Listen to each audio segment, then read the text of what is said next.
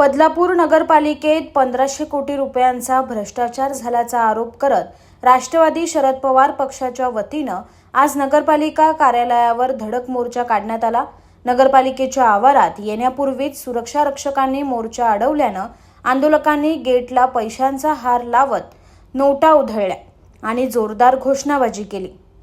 बदलापूर नगरपालिकेच्या नगररचना, बांधकाम, अतिक्रमण तसंच आरोग्य विभागात मोठ्या प्रमाणात भ्रष्टाचार होत असल्याचा आरोप राष्ट्रवादी शरद पवार पक्षाचे महाराष्ट्र प्रदेश चिटणीस हेमंत रुमणे यांनी केलाय।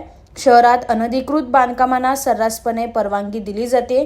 याशिवाय अधिकाऱ्यांनी मनमानी करत BSUP योजनेतील घर अपात्र लोकांना वाटली असून शहरात लावण्यात आलेल्या CCTVमध्येही मोठा घोटाळा झाल्याचा आरोप राष्ट्रवादीने केलाय।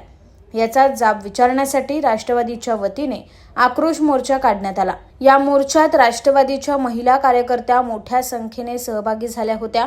यावेळी हातात निषेधाचे फलक घेऊन कार्यकर्त्यांनी पालिकेविरोधात जोरदार घोषणाबाजी केली। सुरक्षा रक्षकांनी मोर्चेकऱ्यांना गेटवर अडवल्यानं आंदोलकांनी गेटला नोटांचा हार घालत नोटा उधळल्यात। त्यानंतर राष्ट्रवादीच्या शिष्टमंडळाने मुख्याधिकारी मारुती गायकवाड यांची भेट घेत भ्रष्ट अधिकाऱ्यांवर कडक कारवाई करण्याची मागणी केली। Bureau report, AB fast news, Badlapur. माडाची बांधलेली घर आहेत कुळगाव बदलापूर पश्चिममध्ये सोनवली गावात।